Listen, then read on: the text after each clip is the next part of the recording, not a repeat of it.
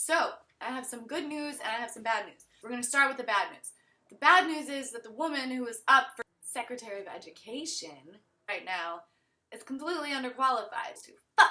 But the good news is that we have until January 31st to do something about it. So I'm just going to give you like a massive overview of what this woman is about. I have my little cheat sheet notebook here because there's a lot of information that we need to get through. I want to give you guys a little bit of back history on Betsy DeVos. She happens to be from where I'm from, Michigan.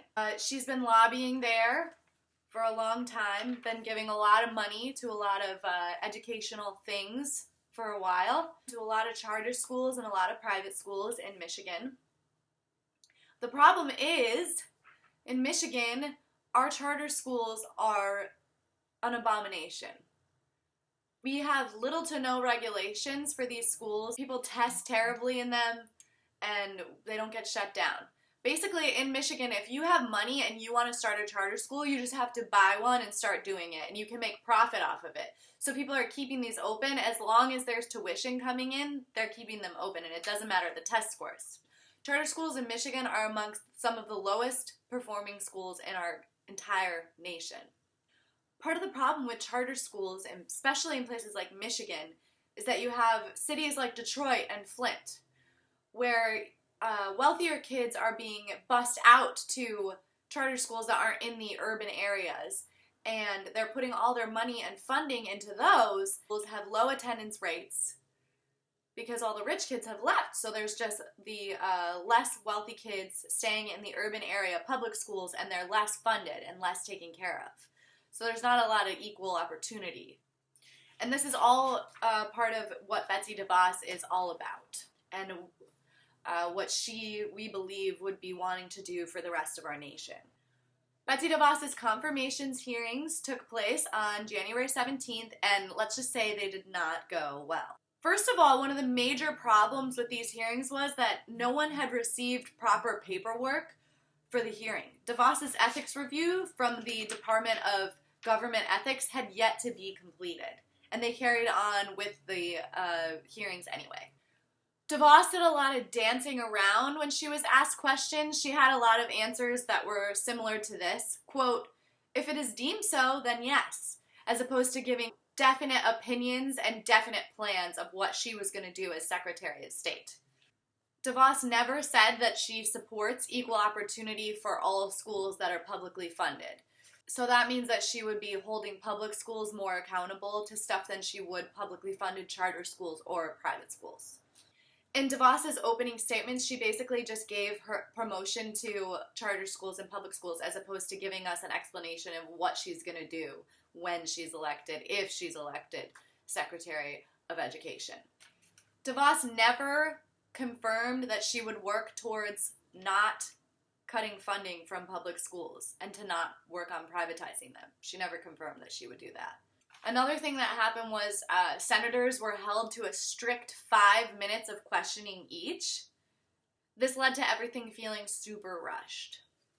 DeVos said that she wants to limit government involvement in public schools and leave it up to the free market to figure it out. I personally believe that one of our biggest issues in this country is that the education across America is so inconsistent.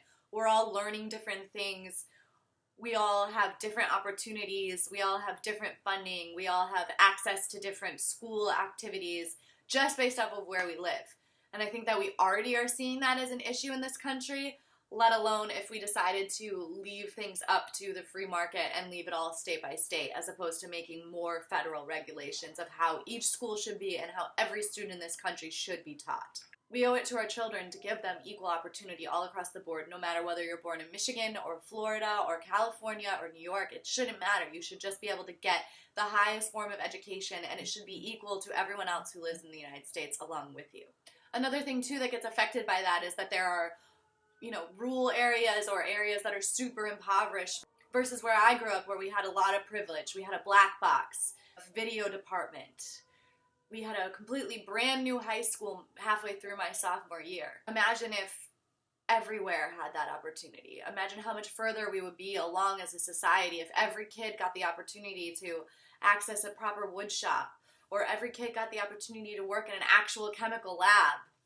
Another thing we really need to not forget is that Betsy DeVos herself has never worked in the public school system, or in any school system for that matter. She did not attend public school. Her children never attended public school. So basically she has no individual, independent background on how public schooling actually functions and works. Senator Warren brought up a very good point when she discussed universities much like Trump's university. Basically, universities that are set up more to get you vocational skills, job skills, a certificate, as opposed to like an actual degree in something. There's this act called the Gainful Employment Act that applies to schools like this. Basically, the Gainful Employment Act was put in place so that students who are in debt to schools like this are given the proper education and a robust enough of an education to get them jobs that they were promised that will afford them the ability to pay back this debt that they owe to these types of schools. So when this was brought up by Senator Warren to Mrs. DeVos, she said, "The individuals with who I work in that department will ensure the federal monies are used properly and appropriately." So basically she just said, somebody else is going to take care of that for me. When asked if she would enforce said Gainful Employment Act to ensure that these career colleges are not cheating students, she said, "We will certainly review that rule."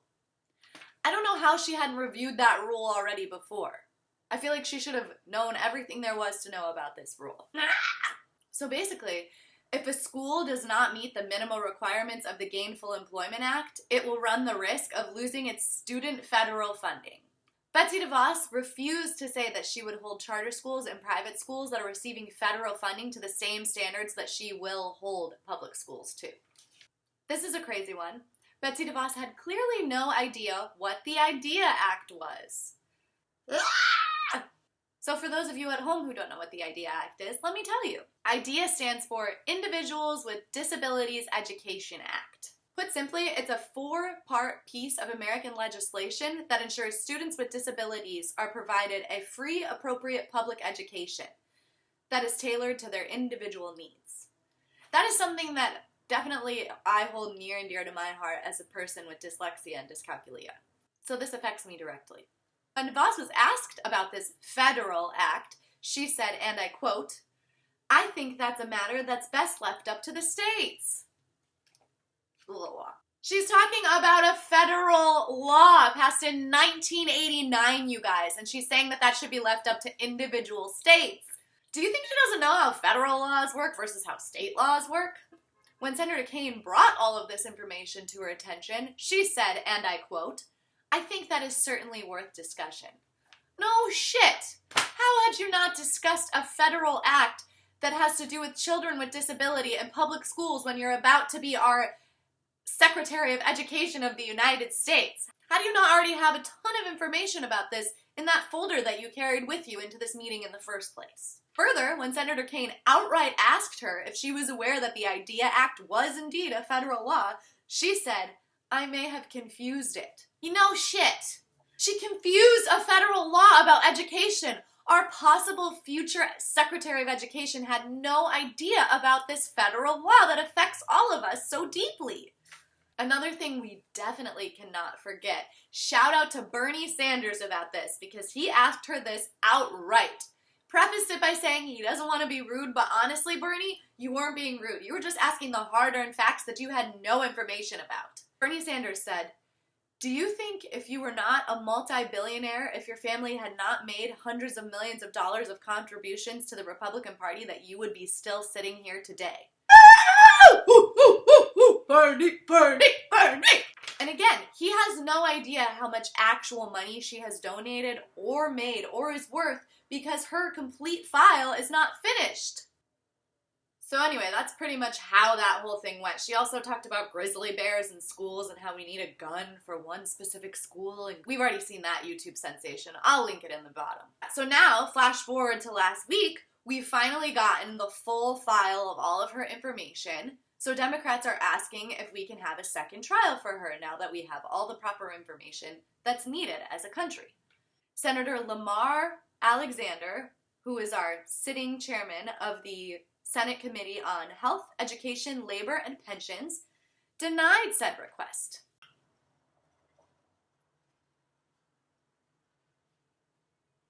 His dismissal of said request was due to, quote, already, Mrs. DeVos has spent a considerable more amount of time answering questions of committee members than either of President Obama's education secretaries did in the past.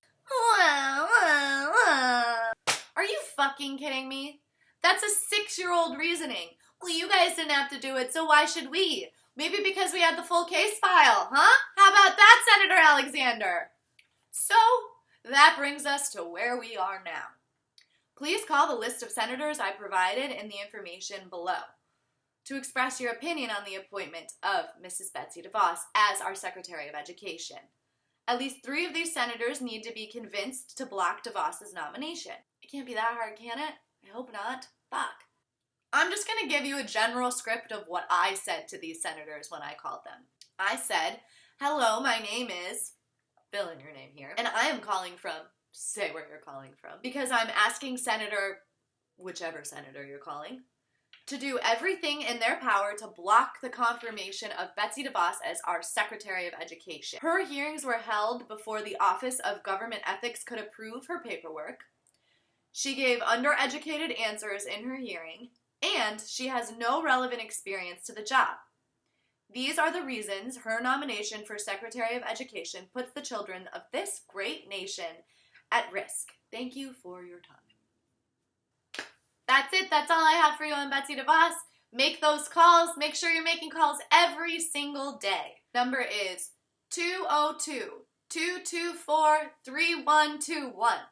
Put it in your phones. Call it every day. Make sure you're asking for what you want, not just Secretary of Education. There's so many things out there that you could be asking for that our government could be doing better. That's what's the beauty of being in a democracy. You as a person get a say. You get to voice your opinion. You get to ask for what you want. Please don't stop asking for what you want until you receive it. Even if we don't see eye to eye, keep pushing your government to give you what it is that you want as a free citizen of this United States.